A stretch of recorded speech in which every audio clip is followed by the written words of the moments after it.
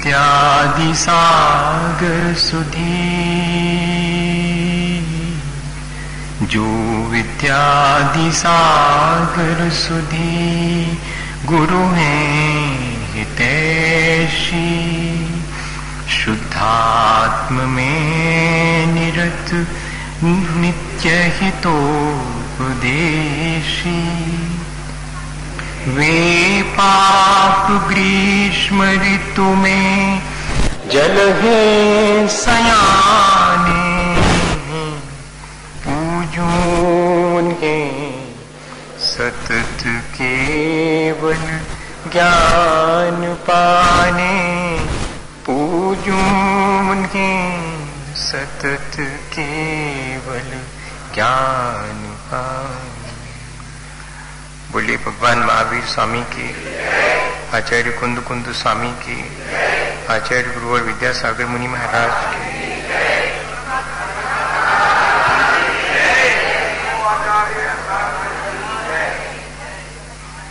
हम सभी मनुष्य की हैसियत से अपना जीवन जी रहे हैं और मनुष्य होना यानी एक बहुत जिम्मेदारी का काम हमारे लिए मिला है।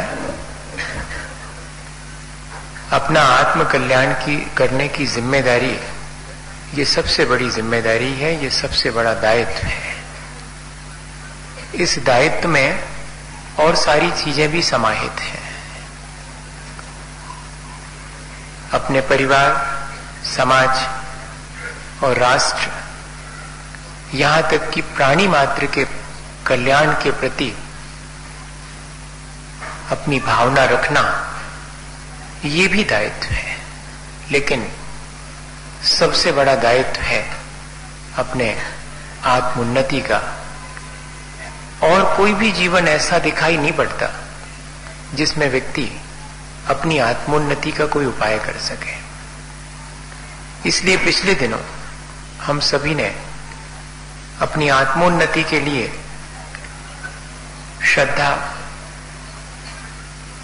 आत्मज्ञान और सदाचरण की चर्चा की है। हमारे जीवन को हम जितना अच्छा बना सकें, हमें इस चीज का प्रयत्न करना चाहिए। और जीवन बनता है अच्छा श्रद्धा, विवेक और क्रिया से। और यही कारण है कि एक सद्गृहस्थ अगर अपने जीवन में श्रद्धा, विवेक और क्रिया, इन तीनों को संतुलित बना लेता है तो उसे श्रावक कहते हैं। श्रद्धा का प्रतीक है, वह विवेक का प्रतीक है, और का जो है वो क्रियात्मक होने का प्रतीक है। और इन तीनों के बीच का संतुलन, इसे ही दूसरी भाषा में अपन कहते हैं भक्ति, ज्ञान और कर्म। जहां एक ओर हम अपने जीवन को अच्छा बनाना चाहते हैं,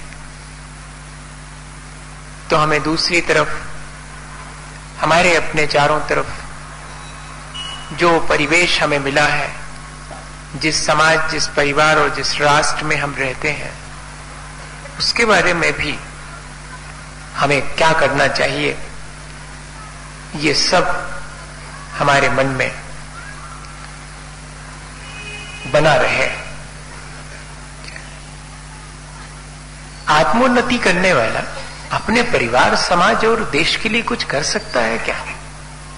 ये प्रश्न मन में सहसा उठेगा।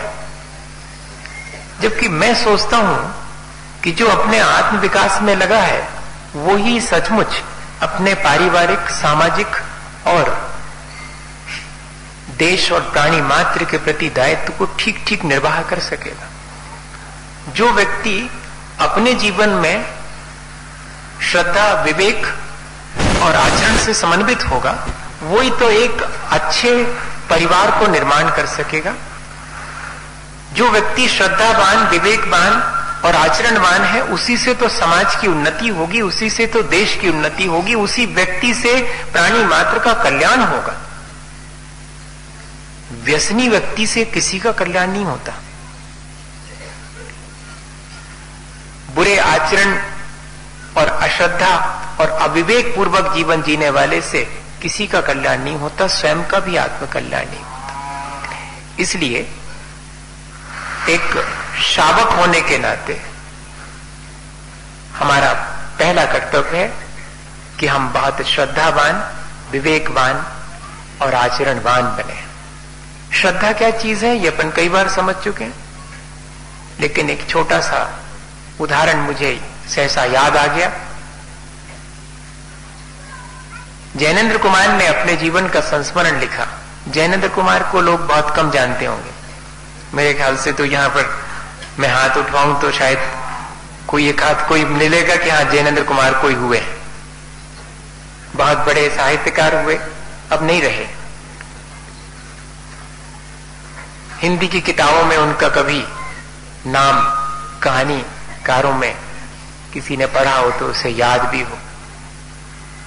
उनने अपने जीवन की घटना लिखी कि वो राम कथा सुनने जाया करते थे। रोज कोई पंडित जी आए थे तो उनकी राम कथा सुनते थे।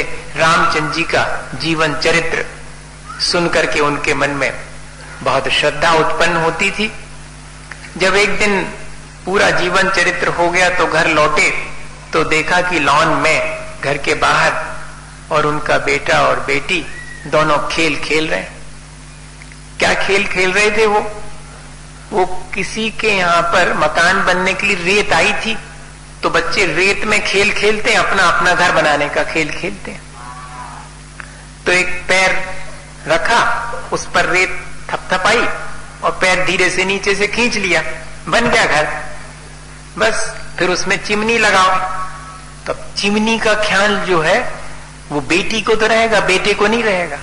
तो जब सब घर बन गया तो उसने कहा देखा मेरा कितना सुंदर घर बना। तो उसने कहा नहीं, इसमें रसोई में से धुआं कहां से निकलेगा, चिमनी लगाओ।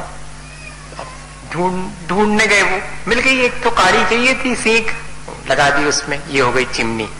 सब पूरा हो गया। लेकिन बेटे के मन में तो अहंकार था कि बहन से मेरा घर ज्यादा सुंदर है। आज भी अपन के अंदर यही तो अहंकार रहता, और क्या। बेटे को पढ़ने लिखने की फुर्सत नहीं रहती, कैसे माँ बाप की संपत्ति तो सब मिल ले।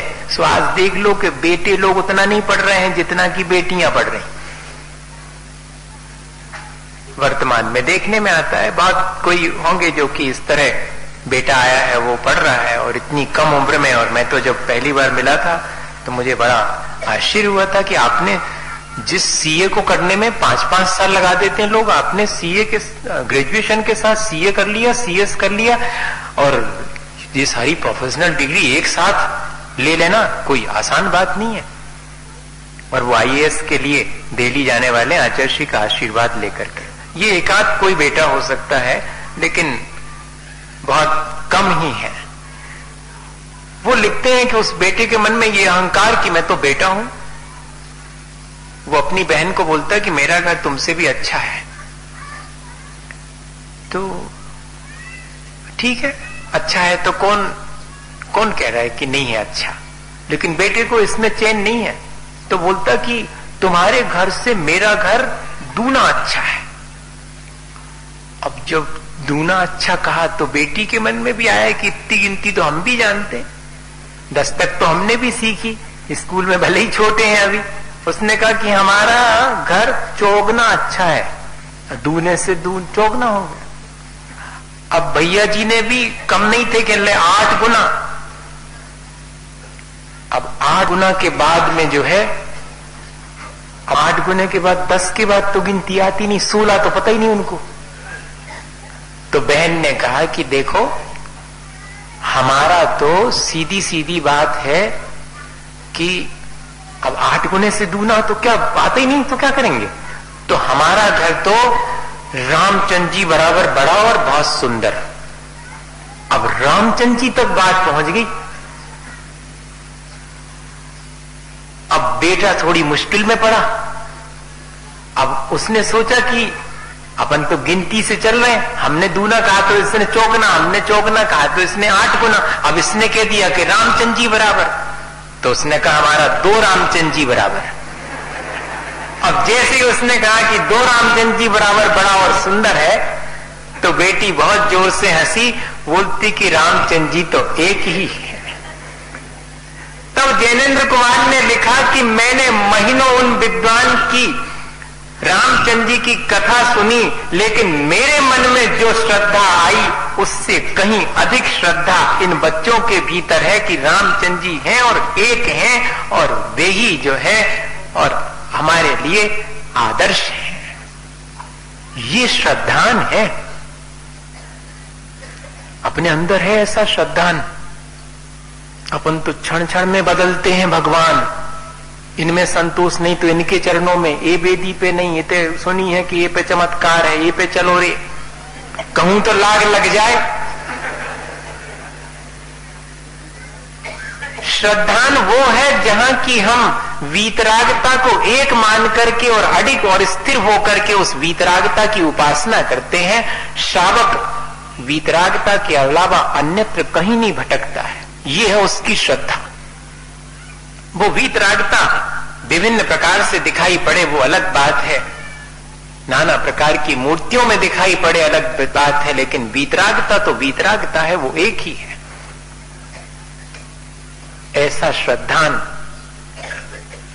और इतना ही नहीं, विवेक क्या करने योग्य है, क्या करने योग्य नहीं है, किसी और को बताना पड़े कि आपको ये करने योग्य है, आपको ये करने योग्य नहीं है, तो इसके मायने हैं कि अभी हम श्रावक नहीं हुए हैं। श्रावक तो वही है जो विवेकवान है, जो करने योग्य को करता है और नहीं करने योग्य को।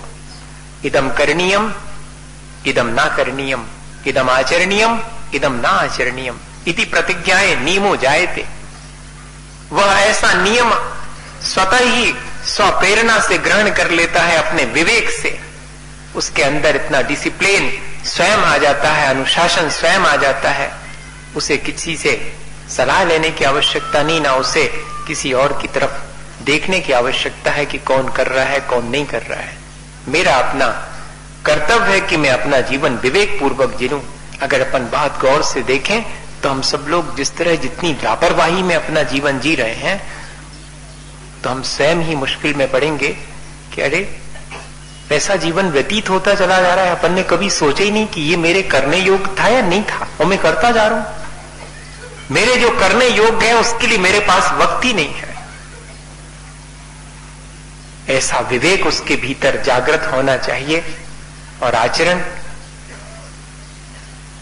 एक श्रद्धा और विवेकवान व्यक्ति हिंसा करके आनंद नहीं मानता, यही उसके आचरण की श्रेष्ठता है।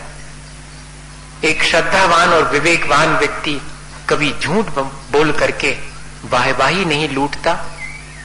एक श्रद्धा और विवेकवान व्यक्ति कभी दूसरे की धन संपदा चुरा करके उसे संक्लेशित करता है, ऐसा उसके मन में भाव भी नहीं आता। एक श्रद्धा और विवेकवान व्यक्ति दूसरे के प्रति अपनी दृष्टि खोटी तो कर ही नहीं सकता, और ना ही धन संपदा और वैभव जुड़ने पर अपना बड़प्पन मानेगा, अगर वास्तव में श्रद्धा और विवेकवान होगा तो। ये पांचों चीजें जिन पर हम कई प्रकार से विचार कर चुके हैं, हमें आज फिर विचार करना चाहिए कि ये पांचों हमारे आचरण में आई हैं कि नहीं। मद्दमांश मदुत्यागई सहानुव्रत वंचकम अष्टौ मूल गुणा नाहुर ग्रहीणाम शमनोत्तमा। एक सदगृहस्थ का धर्म क्या है कि मद्दमांश मदुत्यागई, मांस मदिरा और शहद, इन तीनों चीजों का त्याग करे, और साथ में सहानुव्रत पंचकई, इन 5 बातों से मुक्त हो, हिंसा में आनंद नहीं माने, झूठ बोल करके, चोरी करके, दूसरे के प्रति अपनी दृष्टि खोटी करके, या 5 इंद्रिय और मन के विषयों में लग करके, या धन संपत्ति में अपना बड़प्पन ना माने। ऐसे गृहस्थ को ही शमनोत्तमा, जो श्रमणों में उत्तम है, ऐसे तीर्थंकर भगवान ने प्रशंसनीय माना है, श्रेष्ठ माना है। बाकी सब तो गृहस्थी तो सबके लगी हुई है, सब अपना जीवन जी रहे हैं, सब अपने को गृहस्थ मानते हैं, लेकिन गृहस्थ में प्रशंसनीय और श्रेष्ठ वो है जो कि इन चीजों से विमुख है, ऐसे सदाचरण का पालन करता है। आज इन चीजों से हम, कई लोग तो डायरेक्ट नहीं बच पा रहे हैं, कई लोग इनडायरेक्ट नहीं बच पा रहे हैं। मांस और मदिरा और शहद, ये तीनों चीजें आखिरी समय में मुझे पहले एकदम याद आ गया।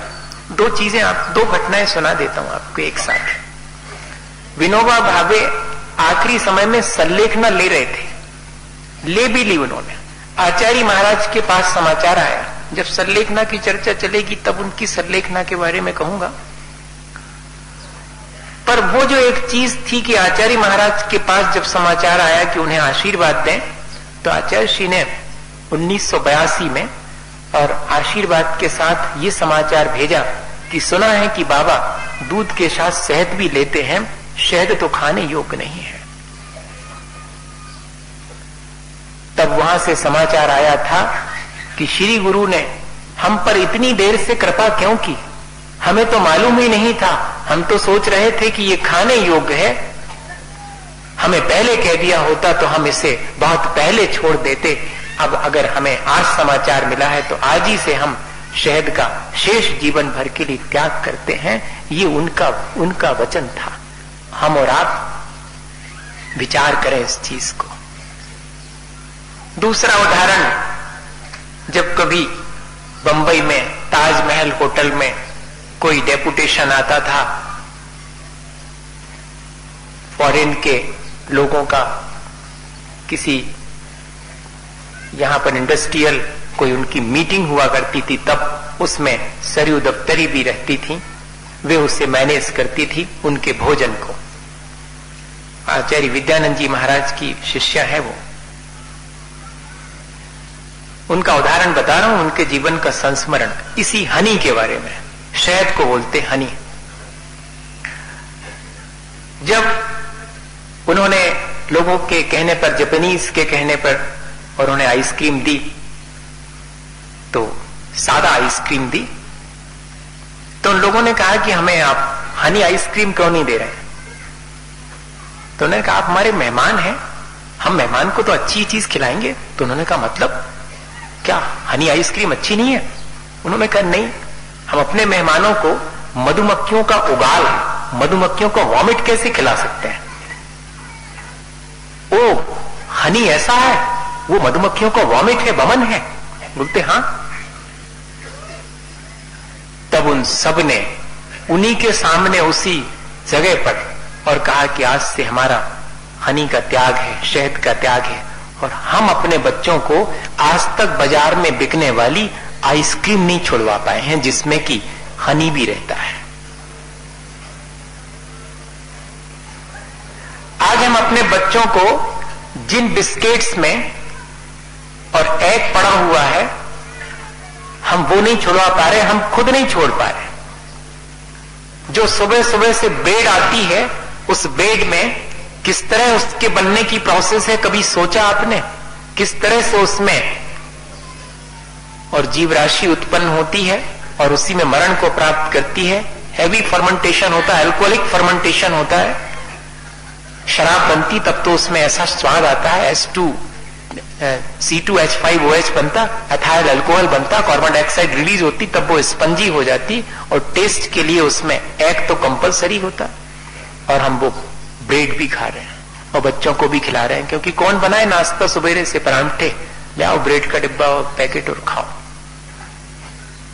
हम अपने को श्रावक मानते हैं, हम कितनी बढ़िया से ठाट बाट से पूजा करते हैं। अभिषेक तो हम रोज करते हैं और बिल्कुल समय से करते हैं, लिखा है समय उसमें, तो अभिषेक का हम तो बिल्कुल समय पे आके करते हैं, बढ़िया। और हम अपने बच्चों को और हम अपने चौके तक में ये चीजें ला रहे हैं, ब्रेड और बिस्किट्स, इन सब में, जबकि मांस है। और इतना ही नहीं, हमने आपको कॉमन इसमें दोपहर के चर्चा में कहा भी था, बच्चों को भी कहा था, बच्चे तो थोड़े थोड़े समय के लिए छोड़ रहे हैं। चॉकलेट्स में जो बाल हैं छोटे छोटे से, उन बालों को एमिनो एसिड के सब्स्टिट्यूट एल-सिस्टीन में कन्वर्ट करके और वो उसमें मिलाए जा रहे हैं बच्चों के चॉकलेट्स में, चिकलेट्स में, वो भी हम खा रहे हैं। अमूल वालों से कई बार कहा जा चुका है कि वे लोगों के साथ धोखा ना करें। सबसे बड़ी कंपनी है जो कि पाउडर बनाती, मिल्क पाउडर बनाती है। मिल्क पाउडर में विटामिन डी के लिए तो बहुत बड़े बड़े सिस्टम लगे हैं, और जिसमें कि वो विटामिन डी सन रेज से उसमें दे देते हैं। लेकिन विटामिन ए के लिए उन्हें मिलाना पड़ता है कॉड लिवर ऑयल, मछली का तेल, जो हम बाजार में दूध पाउडर लेकर के आते हैं। ध्यान रखें कि उसमें विटामिन ए के नाम पर कॉड लिवर ऑयल मिला हुआ है। 1 केजी में 1 चम्मच पर्याप्त होता है कॉड लिवर ऑयल, मछली का तेल। कॉड नाम की मछली है, उसका ऑयल है ये, और हम आराम से खा रहे हैं। कस्टर्ड के बारे में सामग्री मैंने पहले भी कहा था आपसे, ऊपर बना रहता है मक्के का आटा, लेकिन custard is nothing but A paste of egg in the milk with sugar. शक्कर के साथ में जब दूध में अंडे को फेंटा जाता है तब बनता है कस्टर्ड। और यहां पर कितने लोग हैं जिनने की कस्टर्ड छोड़ दिया होगा? मुश्किल है। दूध पाउडर, कस्टर्ड, ब्रेड, बिस्किट्स, ये सब इनडायरेक्ट मांस और शराब को घर में लाने की स्थिति है। बहुत विचार करना पड़ेगा। मद मांस मधु त्यागी। हम वे लोग हैं, वे श्रद्धावान और आत्मज्ञान से संपन्न लोग हैं। हम अत्यंत श्रद्धालु और आत्मज्ञान से परिपूर्ण अपने को मानने वाले लोग हैं अपन। और हमारे आचरण में अगर ये चीजें शामिल हैं तो इसका मतलब है कि अभी सदाचरण की तरफ हमारा एक कदम भी नहीं बढ़ा है। हाँ, भले ही हम बहुत प्रकार से व्रत उपवास रखते हो, लेकिन ये चीजें अगर हमारे जीवन में शामिल हैं तो उन व्रत उपवास इत्यादि का फल कितना मिलेगा बताइएगा। विचार करना चाहिए। आचार्य भगवंतों ने हमारे कल्याण के लिए ही तो ये सब बातें कही हैं। उनका ऐसा क्या स्वार्थ था कि वो इन सब चीजों को हमें कहें? नहीं, उनका कोई स्वार्थ नहीं था। उनका तो यही था कि सब जीव परमार्थ में लग जावे, सब अपना कल्याण कर ले, इसलिए ये चीजें कही गई। अब हमारा फर्ज बनता है कि हम अपने जीवन को अच्छा बनाने की प्रक्रिया में इन सब पर विचार करके और इनसे मुक्त होने के लिए संकल्प ले। जो अहिंसा में विश्वास रखता है वो पाक्षिक श्रावक है। जो अपने जीवन में इन सब नियमों को धारण करके शुद्ध आचार विचार की प्रक्रिया शुरू कर देता है वो नैष्ठिक श्रावक है। और जो जीवन के अंत में और जीवन भर की साधना के फलस्वरूप और अपनी देह से अनासक्त होकर के देह का त्याग करता है संलेखना पूर्वक, वो साधक श्रावक कहलाता है। विचार करें कि हम इन तीनों में से कोई प्रकार के श्रावक हैं या नहीं है। हम अहिंसा धर्म में विश्वास रखने वाले हैं अगर पाक्षिक श्रावक, तब अहिंसा धर्म में सबसे पहले जरूरी है कि हम इन सब चीजों का त्याग करें, तभी हमारे जीवन में अहिंसा धर्म आ सकता है।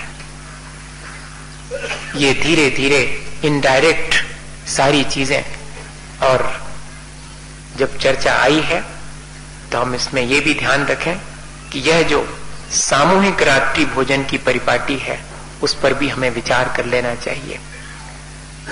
और इतना ही नहीं, दिन में भी जो बुफे सिस्टम से हम लोग भोजन की परंपरा शुरू कर चुके हैं उस पर भी हमें विचार करना चाहिए।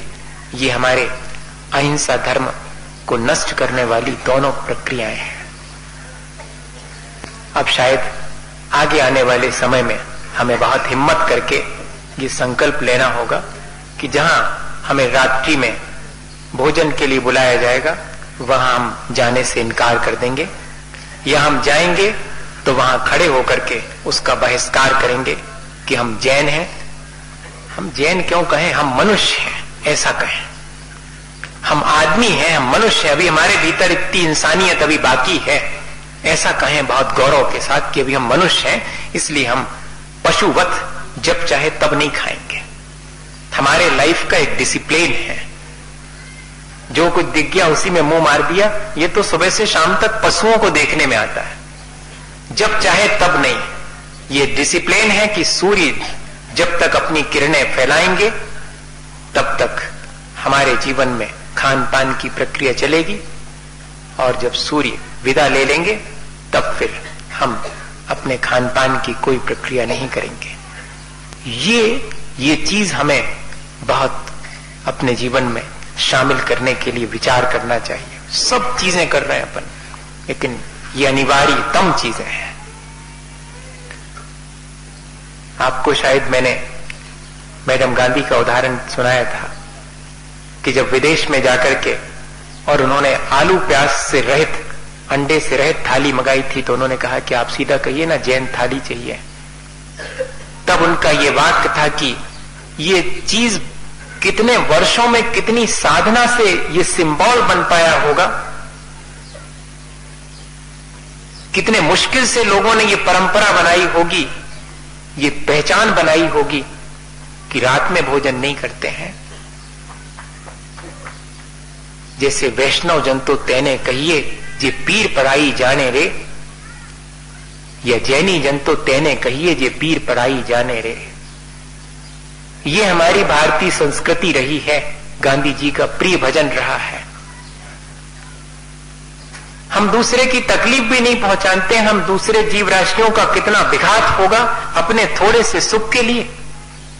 दिन भर डला हुआ है भोजन पान के लिए, कोई ऐसा नहीं है कि भोजन पान के लिए समय ना हो। अनंत जीव राशि जब उत्पन्न होती है और इस वायुमंडल में संचरित होती है, तभी क्या हमारे भोजन का समय होता है, उसमें वो जीव राशि शामिल हो जाती है। तो क्या हम उसके मरण में कारण नहीं बनते हैं? फिर हमने कहां कह सकते हम कि हमने मधुमांस का त्याग कर दिया है। रात्रि भोजन त्याग करने वाला ही गौरव से कह सकता कि हाँ मैं मधुमांस का त्यागी हूं, वरना नहीं कह सकता। उसको दोष तो लग ही रहा है, क्योंकि जीव राशि उसके साथ मिक्स अप हो जाती है, बच ही नहीं सकते।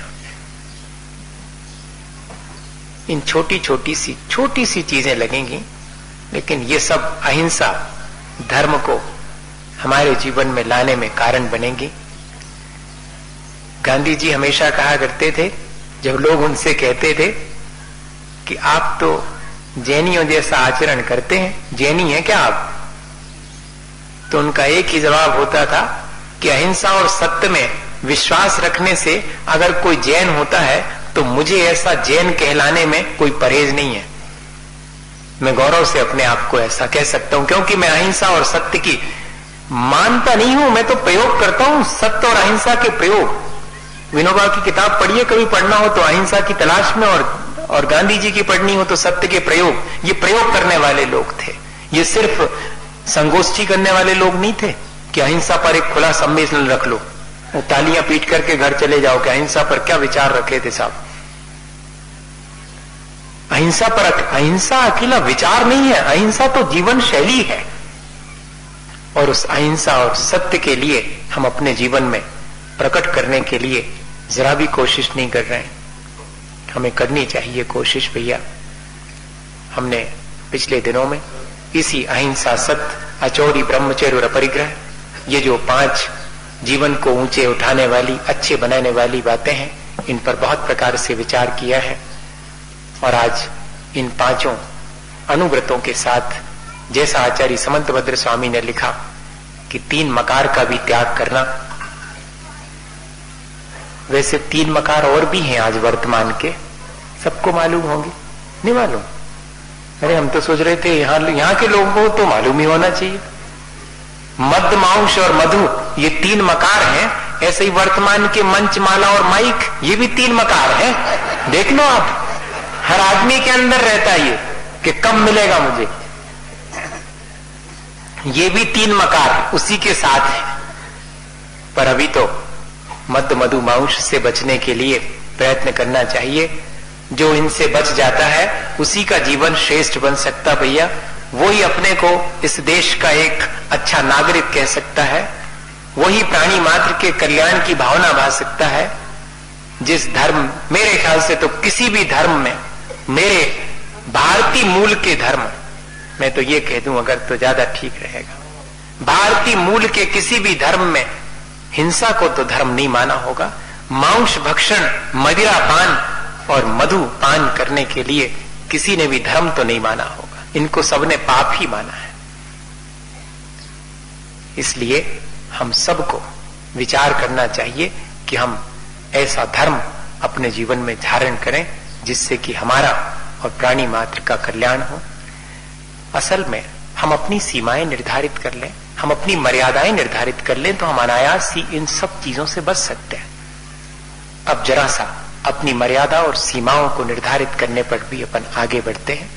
दिग्व्रजम दिग्व्रत मनर्थ दंड प्रथम च भोगोपभोग परिमाणम। आचार्य भगवंतों ने, जिस व्यक्ति ने अनुब्रन्नाद गुणा नाम माख्यांति गुणव्रतान्याय, आर्य अर्थात तीर्थंकरों ने एक गृहस्थ सदगृहस्थ के जीवन को ऊंचा उठाने के लिए जहां एक तरफ इन 5 पापों से बच करके और इन 5 व्रतों को धारण करके अपने जीवन को ऊंचा उठाने की बात कही, वहीं पर इन व्रतों के गुणों को बढ़ाने के लिए 3 और गुण व्रत भी रखे हैं, जिनमें दिशाओं की सीमा कर लेना, भोगोपभोग की मर्यादा कर लेना और व्यर्थ में पाप से मुक्त हो जाना, ये 3 बातें भी शामिल करें। उन पर अपन एक एक पर धीरे धीरे विचार करते हैं। हम ये मान के चल रहे हैं कि हमारी श्रद्धा है, हमारे पास आत्मज्ञान है, हम अपने आचरण को भी अच्छा बनाने के लिए भरकस प्रयत्न करने के लिए तत्पर हैं। जितनी हमारी जिसकी क्षमता है उसके लिए जरूरी है कि हम अपने आप अपनी मर्यादाएं बना लें। अपने आप को एक निश्चित सीमा में रख लेने से सीमा के बाहर बहुत सारे व्यर्थ के पाप से अपन बच जाते हैं। कोई भी व्यक्ति किसी भी गंतव्य पर पहुंचना चाहे तो एक ही दिशा में उसे चलना पड़े। अपने गंतव्य तक पहुंचने के लिए वो सोचे कि वो हर दिशा में थोड़ा थोड़ा चलेगा और अपने गंतव्य तक पहुंच जाएगा, ऐसा तो संभव ही नहीं। मुझे अपने घर पहुंचना है तो मैं अपने घर की तरफ तो 1 कदम रखूं और दूसरे के घर की तरफ 100 कदम रखूं, तो बताइए कभी अपने घर पहुंचूंगा? बहुत सीधी सी चीज है। मैं अपने जीवन को अच्छा बनाना चाहता हूं तो अपने जीवन को अच्छा बनाने का तो 1 कदम रखूं और अपने जीवन में बुराइयों के लिए 100 कदम रखूं, तो क्या मेरा जीवन अच्छा बन सकता? इसलिए मुझे बुराइयों से बचने के लिए मुझे एक मर्यादा तो निश्चित करनी पड़ेगी। जैसे कि हम खेती करने वाले लोग क्या करते हैं कि फसल अच्छी तब आएगी जब हम उस खेत की चारों तरफ से बाउंड्री वाल बना करके सुरक्षा कर देंगे, नहीं तो कोई कभी भी आकर के और उसको गड़बड़ कर जाएगा, तहस नहस कर जाएगा। तो ऐसे ही हमें अपने जो लिए गए व्रत हैं, जो 5 पापों से बुराइयों से बचने का हमने संकल्प कर लिया है, तो हम अपनी सीमाएं निर्धारित कर लें ताकि सीमा के भीतर ही मैं अल्प सावध करके या थोड़ा बहुत मैं अपने जीवन यापन के लिए जो भी मेरे से और किसी दूसरे जीव का थोड़ा बहुत बिगाड़ हो भी जाएगा, लेकिन मैं अपनी सीमा के भीतर रह करके ही अपना कार्य करूंगा। उसके बाहर मैं किसी भी जीव की क्षति नहीं पहुंचाऊंगा। क्या ऐसी अपन दिशाओं की सीमा नहीं बना सकते हैं? बना सकते हैं, हम चाहें तो। और जब तक हम अपने आप को मर्यादित नहीं करेंगे, अपने आप को सीमाओं में नहीं बांधेंगे, सुबह से शाम तक के रहन सहन की जब तक कोई सीमा निर्धारित नहीं करेंगे, अपने आवागमन की कोई सीमा निर्धारित नहीं करेंगे, तो ये यात्रा तो अंतहीन है भैया संसार की। आप किसी भी दिशा में कितने भी चलते जाइएगा, कहीं जाकर के स्टॉप नहीं होगा। 5 इंद्रिय और मन की यात्रा है। संसार की यात्रा के मायने क्या है? 5 इंद्रिय और मन की यात्रा। हाँ, 5 इंद्रिय और मन की जितनी लंबी चौड़ी संसार की यात्रा करनी हो करते रहिएगा, कभी अंत नहीं आएगा उसका। तो एक सीमा तो करनी पड़ेगी कि हाँ, मैं 10 दिशाओं में इतना ही आवागमन करूंगा अपने सांसारिक कार्यों को लेकर के, इससे अधिक मैं अब अपना जीवन फैलाऊंगा नहीं। मैं तो समेटने के लिए आया हूं ताकि ये संसार मेरा धीरे धीरे सिमटता जाए। संसार आवागमन का ही नाम है। संसरति इति संसारा, जहां निरंतर आवागमन बना हुआ है। जीव इधर से जन्म मरण करके दूसरी जगह जन्म लेता है, यह आवागमन उसका चलता रहता है। इस आवागमन को सीमित करना, तब जाकर के हम आवागमन से मुक्त हो पाएंगे, तब हम इस संसार से मुक्त हो जाएंगे, तब हमारा जीवन श्रेष्ठ जीवन कहलाएगा। तो बाहर के आवागमन को, बाहर से होने वाले मेरे जो पाप प्रवृत्तियां हैं, उन प्रवृत्ति को सीमित करने के लिए मुझे 10 दिशाओं में एक सीमा निर्धारित कर लेनी चाहिए। सीमा कैसे निर्धारित की जाए, ये हर व्यक्ति सहज भाव से जिसकी जैसी सामर्थ्य है वो कर सकता है। बहुत आसान सा है कि मैं अपने देश से बाहर कोई भी सांसारिक कार्य के लिए नहीं जाऊंगा, नहीं कर सकते हैं। मेरे अपने देश में, मेरे देश की जो सीमा है उसमें मैं कोई भी सांसारिक कार्य के लिए उससे बाहर नहीं जाऊंगा, जो भी है इसी के भीतर करूंगा, ताकि मैं बाहर होने वाले जो विकल्प हैं, संकल्प विकल्प जो पाप हैं, उनसे मैं आसानी से मुक्त हो जाऊं। मैं अपना व्यापार करने कहीं बाहर नहीं जाऊंगा। मैं अपने किसी धर्म कार्य से जाऊं तो बात अलग है, लेकिन मैं अपने संसार बनाने वाले किसी कार्य से और नहीं जाऊंगा, अपने देश में ही रहूंगा। और आज वर्तमान में देखा जाए कि अगर युवा पीढ़ी इस चीज को ग्रहण कर लेवे तो देश का भी कल्याण हो जाएगा। आज यहां से अच्छी पढ़ाई पढ़ के, और चूंकि सीमाएं निर्धारित नहीं की हैं, तो हम अच्छे से अच्छी पढ़ाई पढ़ के उसका लाभ अपने देश को न दे करके और 4 पैसे के पीछे और अन्य किसी देश में जाकर के और 4 पैसे के लालच में, भौतिक सुख सुविधा के लालच में, क्योंकि सीमा नहीं की थी। आजीविका के साधन तो यहां भी ढूंढे जा सकते थे अपने देश में, लेकिन आजीविका के साधन हम देश से बाहर ढूंढ करके वहां धन संपदा कमाते हैं। और वहां का जो कहना चाहिए कल्चर तो नहीं है, वहां तो सभ्यता भर है, सिविलाइजेशन है। कल्चर तो भारत में है, संस्कृति तो भारत में है। जहां संस्कार बनते हैं वहां तो सिर्फ एक सभ्य मनुष्य की तरह जीना सिखाया जाता है, लेकिन संस्कारवान बनना ये तो वहां नहीं सिखाया जाता, ये मान के चलिएगा।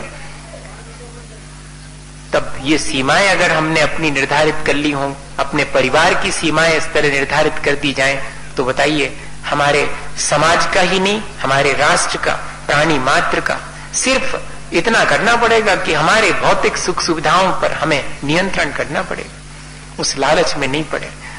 मैं तो कई बार सोच करके दंग रह जाता हूं कि आत्म कल्याण के लिए दी गई ये प्रक्रिया, इसलिए मैंने वहीं से शुरू किया था, आत्म कल्याण के लिए दी गई ये प्रक्रिया देश के कल्याण में भी कारण बन जाएगी अगर हम अपने देश में ही अपनी आजीविका के साधन करेंगे, अन्यत्र जाके आजीविका नहीं करेंगे। ये सीमा दिग्व्रत ले लिया, 10 दिशाओं की सीमा कर ली। बताइए, आत्म कल्याण के साथ साथ सबका कल्याण हो गया, पाप से भी मुक्त हो गए हम, क्योंकि उधर बाहर जितना भी होने वाला था पाप, उससे हम बच गए। आचार्य भगवंतों ने तो लिखा है कि कोई व्यक्ति अगर अपने 10 दिशाओं में आवागमन की सीमा निर्धारित कर ले तो उस सीमा से बाहर सारे पापों से मुक्त होने से वो एक महाव्रती मुनि के समान है। प्रत्याख्यान तनुत्वात् मंद तराश्चरण मोह परिणामा सत्वेन दुर्वधारा महाव्रताय प्रकल्प्यन्ते। ऐसा दिग्व्रत को धारण करने वाले के लिए आचार्य भगवंतों ने, आचार्य समंतभद्र स्वामी ने लिखा है कि जो 10 दिशाओं की सीमा करके उससे बाहर के पाप से मुक्त हो जाता है, वो मानिएगा उस सूक्ष्म पाप से भी मुक्त हो गया है, इसलिए वो महाव्रती के समान है। क्यों?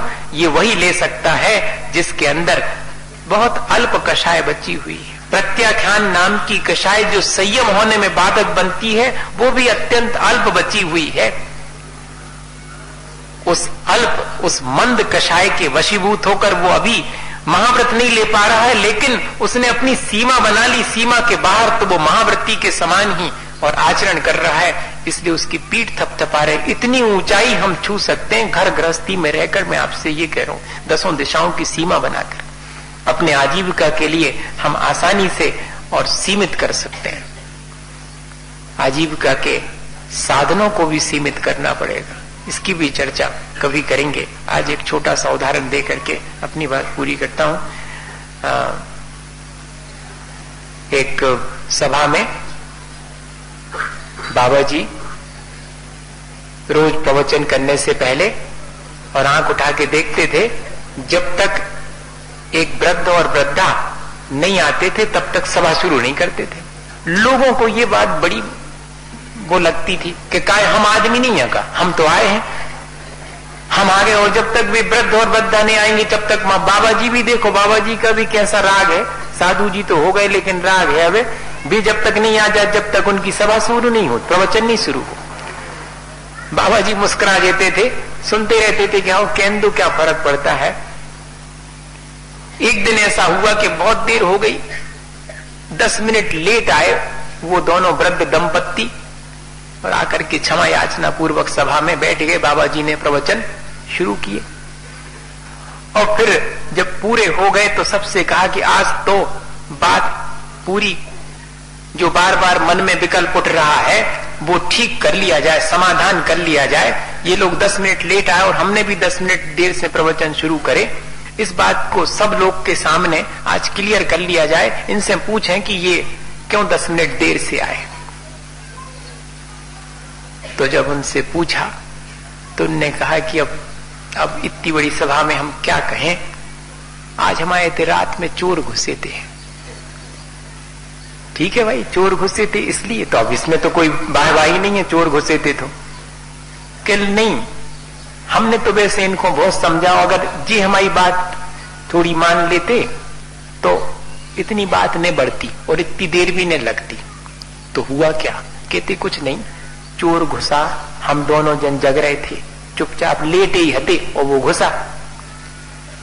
तो हमने अपनी जीवन साथी से कहा कि अब देखो, अब हल्ला नहीं करियो, चिमाने लेटे रहो, वो इतनी मेहनत से आओ है तो जो ले जाने सो ले जान दो, क्या ले जाइए।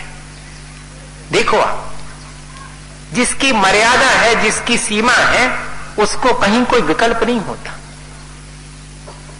और जिसकी कोई मर्यादा नहीं है उसको तो निरंतर विकल्प ही है, चाहे कितना आदरे वे, कभी उसका विकल्प नहीं मिटने वाला, कभी उसका असंतोष नहीं मिटने वाला। मैं मर्यादा की बात कर रहा हूं। तो कहते कि ले लेन दो उसको। तो उस चोर ने जो जो लेना था सब लिया, अब लेकिन उसके मन में थोड़ी लालच और आ गई। तो जीवन साथी करवट लेके लेटी थी, सो एक हाथ उनका ऊपर था, सो उसमें तो वो सोने का कड़ा था, सो धीरे से उसने वो चोर ने उतारा, सुनने कछु नहीं कही। अब जबकि कहले हमने बहुत समझा दी थी कि तुम बिल्कुल हिलियो डुलियो ने, लेकिन पता नहीं इनके मन में का आई, सो जैसे जी हिल डुल गई तो वो जो है भाग गया। अब वो भाग गया तो हम लोगों को बहुत दुख हुआ, असल में उसी में जो देरा हो गई। तो वो जो जीवन साथी थी वो कह ले कि हमारी तो सुन लो, हमने क्यों करवट बदली थी, हमने सोची कि एक कड़ा तो रहेगा, वो नीचे दबो, हाँ सुबह और ऊपर हो जाए, सुबह हल्ले जावे। अब उतने भग गए तो हम क्या करें, अब जी हमारे लिए ऐसा कह रहे। इसी विचार में वो देर हो गई। आप क्या समझे इससे, कितनी निष्प्रहता है। मुझे ये उदाहरण इसलिए देना था, बाबा जी ने कहा कि इसी वजह से मैं 10 मिनट जब तक ये नहीं आए दोनों दंपत्ति तो मेरे का रहा, क्योंकि प्रवचन तो सुनाना इन्हीं के लिए मेरा सार्थक है जिनके जीवन में ऐसी मर्यादाएं और ऐसा धर्म प्रवेश कर गया है। इसलिए बाकी सबके भी समझ में आ गया, आपके भी आ गया होगा समझ। भैया, अपने को धर्म किताब तक सीमित नहीं रखना, अपने को हमेशा जब भी अपने जीवन को अच्छा बनाने की बात ही धर्म है, वो जब जब भी अपन को ध्यान में आवे तो उसको अपने जीवन में धारण करना, और ऐसी निष्प्रहता अपने जीवन में आती जाए जिससे हम अपनी मर्यादाएं निर्धारित करते जाएं और मर्यादा में रह करके और अपने जीवन को अच्छा बनाएं। इसी भावना के साथ बोले आचार्य गुरुवर विद्यासागर।